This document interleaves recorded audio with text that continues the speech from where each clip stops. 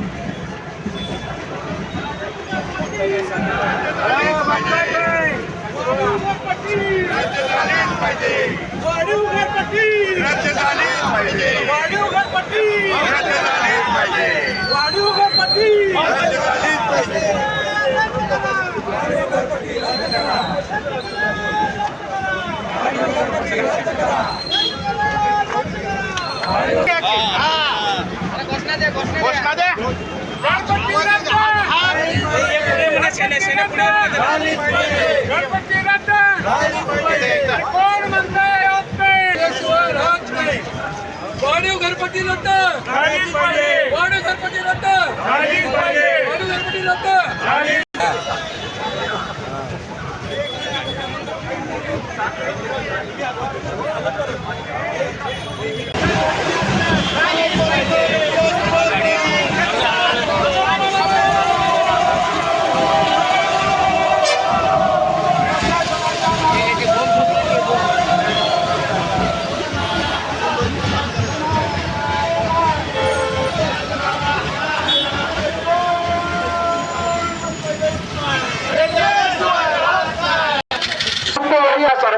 यश आहे. प्रत्येक संघटनेला प्रमुखाने वारी आहे. गेले 1.5-2 महिने आपण सर्वांनी कष्ट घेतलेला आहे, त्याचा परिणाम अत्यंत चांगला दिसला आहे. आता या ठिकाणी प्रशासनाला निवेदन देण्यासाठी एक 4 ते 5 जणांचं शिष्टमंडळ त्या ठिकाणी जाईल. तोपर्यंत या ठिकाणी प्रत्येक संघटनेचे प्रमुख पदाधिकारी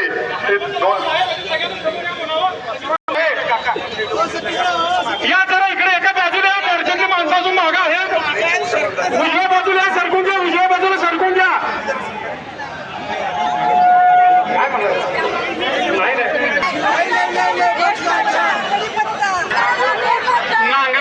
नांगरे तुम्ही आणि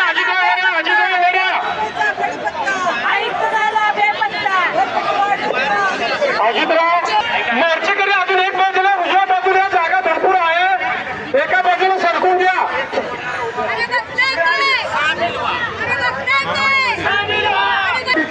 समर्पण केलं धोरण म्हणून मात्र हुकुमशाही प्रवृत्तीने वागणारे केंद्र सरकार असेल, राज्य सरकार असेल आणि हे महापालिका प्रशासन असेल किंवा सत्ताधारी धारितील सुधारणा असतील, व्यापारी नागरिक एकजूट जिंदाबाद.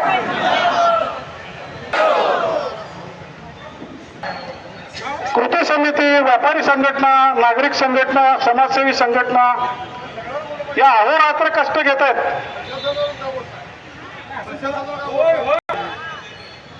आम्हाला असं अभिप्रेत होतं की निदान एवढं जनक्षोभ आहे, आक्रोश आहे, असंतोषाची भावना आहे, लोकांच्यात अन्याय झाल्याची भावना आहे. निदान पालक म्हणून राज्य शासनाचे एक नेमलेले इथले पालक म्हणून ते बोलून निदान विचारतील की बाबांनो तुम्हाला काय पाहिजे, तुमचं म्हणणं काय आहे, आंदोलन करू नका, बसून चर्चा करू, अशा पद्धतीचा त्यांच्याकडनं विचार नाही ना प्रस्ताव येण्याच्या आम्हाला. पण दुर्दैव असं आहे जे दिल्लीत चांगलं चाललेलं आहे तेच सांगलीत चाललेलं आहे. त्यामुळं जी घोषणा होती की जोपर्यंत निर्णय होत नाही तोपर्यंत वाढीव गणपती रद्द होत नाही तोपर्यंत आपण वेगवेगळी आंदोलनं केलेली आहेत. आजचा बंद 100% यशस्वी झालेला आहे. आजचा मोर्चा 100% यशस्वी झालेला आहे. त्यामुळं मला वाटतं 100% आपला प्रशासन या बाबतीत विचार करेल. मी पुन्हा एकदा या ठिकाणी आलेले सन्माननीय सर्व नगरसेवक, सर्व संघटनांचे प्रमुख प्रतिनिधी आणि उपस्थित नागरिक बंधू आणि भगिनींनो, या ठिकाणी सगळ्यांनाच भाषण करायची संधी देता येणार नाही आणि म्हणून या ठिकाणी कृती समितीच्या वतीनं आणि आपल्या सर्वांच्या वतीनं एक अत्यंत महत्त्वाचं निवेदन तयार केलेलं आहे. जे निवेदन आपण काळजीपूर्वक ऐका आणि त्यानंतर आपण आपलं शिष्टमंडळ जाईल त्या ठिकाणी. त्यावेळेला या पक्षातील विविध पक्षातील जे प्रॉपर्टीच्या विविध त्रुटी व दुरुस्तीबाबत मुद्दा नंबर 1, मालमत्ता करामध्ये रेडी रेकनर दर धरलेले आहेत आणि ते रेडी रेकनर दर आहेत ते सदनिकेचे दर आहेत.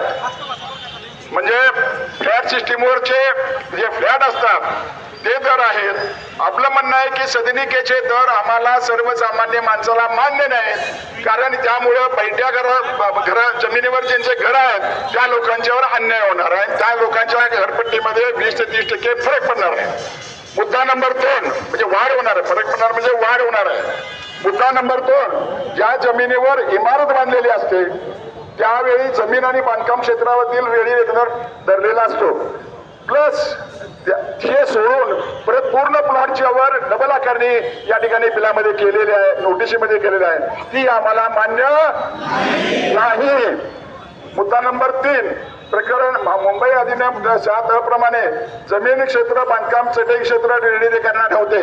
म्हणजे कायदा काय म्हणतोय आपल्या महापालिकेचा किंवा शासनाचा की चटई क्षेत्रावर आकारणी करा, म्हणजे बांधकामाच्या आतल्या आकारणी करा. तिथं जमीन आतल्या आकारणी, भिंतीच्या खालची जमीन या सर्वावर आकारणी झाली आहे, ही आम्हाला मान्य.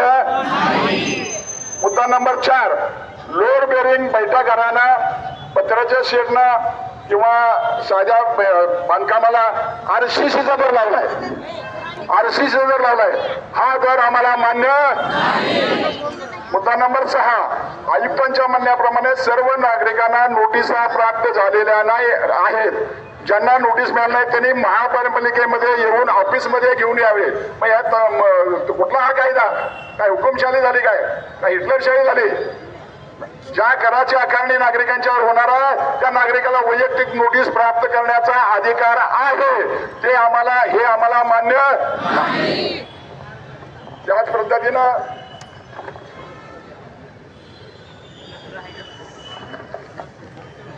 मुद्दा नंबर 4, ज्यांना 21 दिवसात नोटीस वर हरकती दाखल केल्या आहेत त्यांना हरकतीबाबत तुमची हरकत स्वीकारली किंवा नाकारली हे कळवणं, लेखी कळवणं प्रशासनाचं काम आहे.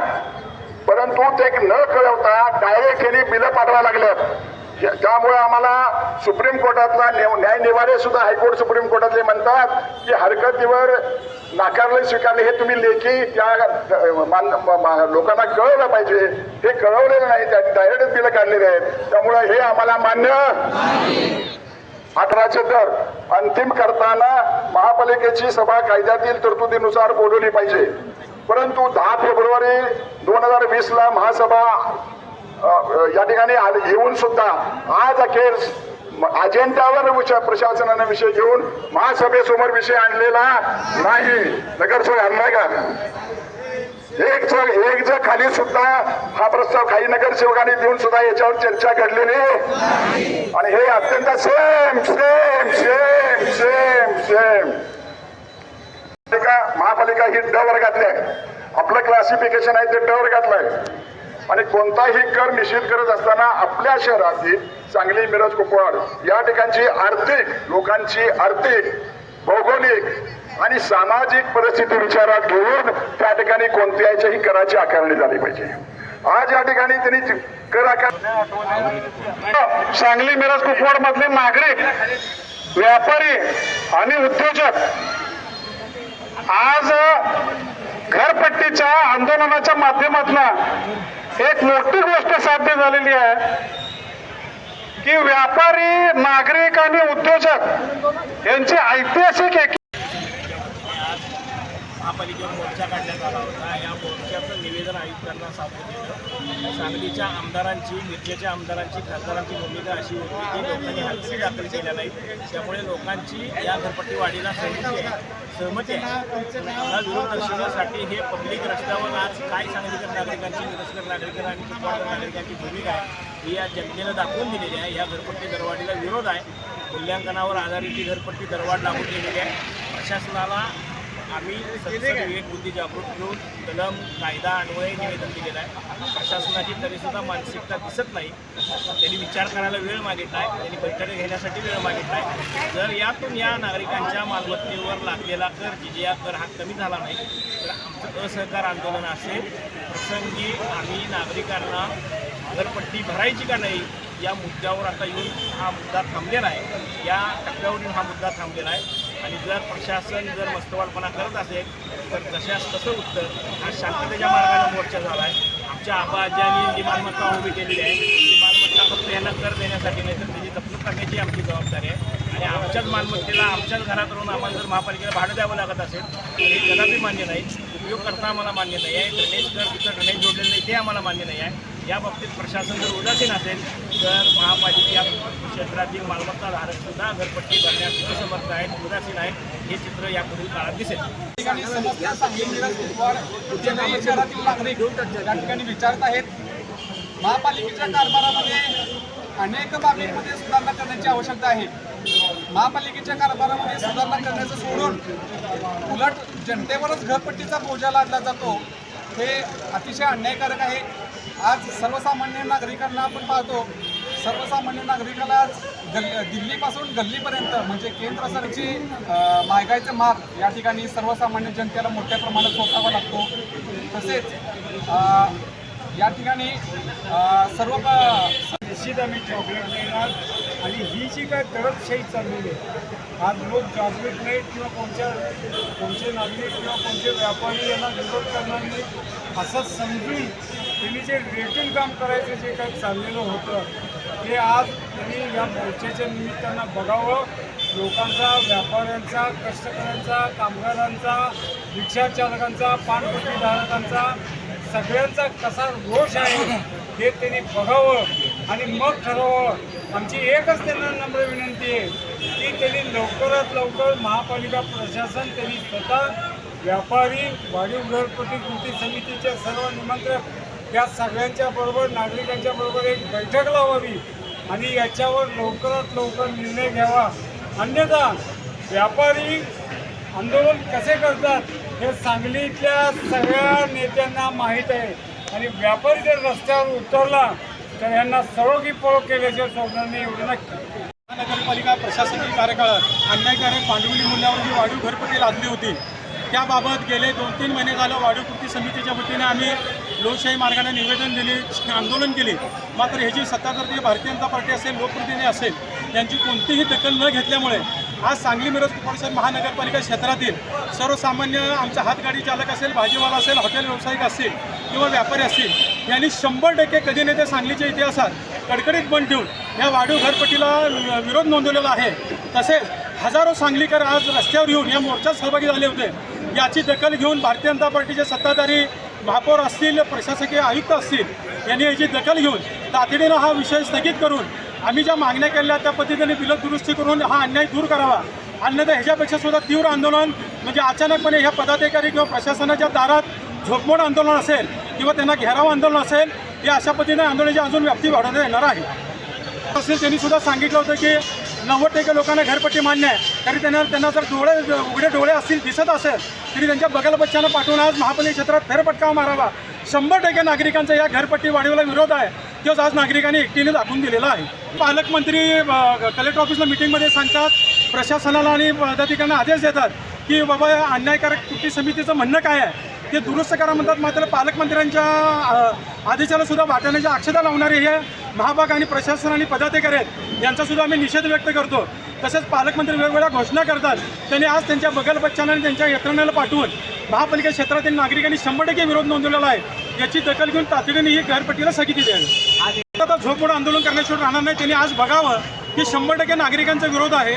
नागरिकांसाठी महापालिका आहे, महापालिकेसाठी नागरिक नाहीत. आमच्यासाठी जर हे अन्यायकारक असेल तर ह्यात दुरुस्ती झालीच पाहिजे.